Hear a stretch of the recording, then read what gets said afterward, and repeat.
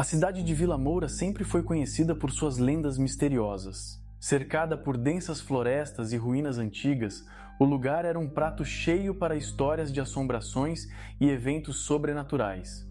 Entre essas lendas, uma se destacava, a da Casa do Penhasco. Construída no século XIX, a mansão havia sido abandonada após uma série de tragédias envolvendo a família que lá vivia. Diziam que os espíritos dos antigos moradores ainda vagavam pelos corredores, esperando por alguém para libertá-los. Marcos, Júlia, Pedro e Ana eram amigos inseparáveis desde a infância. Agora, aos 18 anos, estavam prestes a se despedir do ensino médio e seguir caminhos diferentes. Na noite de Halloween, decidiram fazer algo especial e memorável. Combinados pelo espírito de aventura e uma pitada de arrogância juvenil, resolveram passar a noite na famosa Casa do Penhasco e realizar um ritual que Pedro encontrara em um livro antigo de ocultismo. Eles chegaram à mansão pouco antes da meia-noite, carregando lanternas, velas e o misterioso livro. A casa estava em ruínas, com janelas quebradas e portas rangendo ao vento. O jardim era uma selva de vegetação crescida, e o caminho de pedra que levava à entrada principal estava quase coberto de musgo. "Vamos lá, não podemos desistir agora", disse Pedro, tentando esconder sua própria inquietação. Ao entrarem, foram recebidos por um hall escuro e empoeirado. O ar estava frio e pesado, como se o tempo tivesse parado dentro daquelas paredes. Decidiram montar o ritual na sala de estar, onde havia um grande círculo de pedras no chão, perfeito para o propósito. Pedro colocou o livro no centro e começou a desenhar símbolos ao redor com um giz branco. "Isso vai ser épico!", exclamou Marcos, tentando parecer entusiasmado. Júlia e Ana acenderam as velas e as colocaram ao redor do círculo. A luz tremulante lançava sombras dançantes nas paredes, criando um ambiente ainda mais sinistro. Pedro abriu o livro em uma página marcada e começou a ler em voz alta as palavras em latim. Enquanto ele lia, o ar parecia ficar mais denso e uma sensação de desconforto começou a crescer no peito de cada um. As velas queimavam com uma chama mais intensa e as sombras nas paredes pareciam se contorcer de maneira estranha. "Vocês estão sentindo isso?", perguntou Júlia, abraçando-se para se aquecer. "Sim, é como se algo estivesse nos observando", respondeu Ana com a voz trêmula. Pedro continuou a entoar o encantamento. E, de repente, um vento forte atravessou a sala, apagando todas as velas de uma vez. A escuridão tomou conta e o silêncio que se seguiu era ensurdecedor. Eles sentiram uma presença, algo que não podiam ver, mas que estava lá, ao seu redor. "Pedro, o que você fez?", perguntou Marcos, tentando manter a calma. Antes que Pedro pudesse responder, uma figura sombria apareceu no centro do círculo.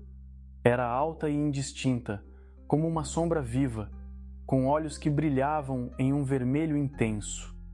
A figura começou a se mover lentamente em direção a eles, e o pânico se instalou. "Corram!", gritou Júlia, mas suas pernas pareciam presas ao chão. A figura levantou uma mão e um frio gelado atravessou a sala. Pedro caiu de joelhos, incapaz de continuar a recitar o encantamento. A sombra se aproximou dele, e uma voz grave e sinistra ecoou pela sala. "Vocês me libertaram, agora sofrerão as consequências." A sombra desapareceu, e Pedro caiu no chão, inconsciente. Os outros 3 amigos correram para ajudá-lo, mas estavam tão aterrorizados que mal conseguiam pensar direito. Júlia verificou os sinais vitais de Pedro e confirmou que ele ainda estava vivo, mas em um estado de choque profundo. "Temos que sair daqui agora", disse Ana, com lágrimas nos olhos. Eles pegaram Pedro e, com dificuldade, o levaram para fora da casa. O ar fresco da noite parecia aliviar um pouco a tensão, mas todos sabiam que algo terrível havia sido desencadeado. Decidiram levar Pedro para o hospital, mas no caminho ele acordou gritando: "Está vindo atrás de nós, está vindo!" Marcos, que estava dirigindo, olhou pelo retrovisor e viu algo que fez seu sangue gelar. A figura sombria estava seguindo o carro, movendo-se com uma velocidade sobrenatural. "Temos que nos livrar disso! Tem que haver uma maneira!" gritou Marcos. Pedro, ainda em pânico, tentou lembrar-se do livro. "Há um ritual de banimento. Precisamos voltar e terminar o que começamos." Desesperados, eles decidiram voltar para a casa do penhasco, acreditando que a única forma de parar a entidade era realizar o ritual de banimento. Chegaram de volta à mansão pouco antes do amanhecer. Carregando Pedro, entraram na sala de estar novamente, sentindo o mesmo frio e desconforto de antes. "Rápido, Pedro! O que precisamos fazer?" perguntou Júlia, tentando acalmar o amigo. Pedro abriu o livro, suas mãos tremendo. "Precisamos refazer o círculo e recitar o encantamento de banimento. E alguém precisa oferecer um sacrifício." "Que tipo de sacrifício?" perguntou Ana, horrorizada. Pedro olhou para os amigos, lágrimas escorrendo por seu rosto. "Algo de valor, algo que signifique muito para a pessoa." Sem hesitar, Marcos tirou uma corrente de ouro do pescoço, um presente de sua falecida avó. "Isso serve?" Pedro assentiu, e eles rapidamente redesenharam o círculo e reacenderam as velas. Pedro começou a recitar o encantamento de banimento, enquanto os outros 3 se posicionavam ao redor do círculo, segurando as velas. A figura sombria reapareceu, mais furiosa do que antes. O chão tremeu e as paredes da casa rangeram. A entidade avançou, mas foi impedida pelo círculo. "Ofereça o sacrifício agora!" gritou Pedro. Marcos jogou a corrente de ouro no centro do círculo e uma luz intensa irrompeu. A figura sombria gritou, uma voz de puro ódio e dor.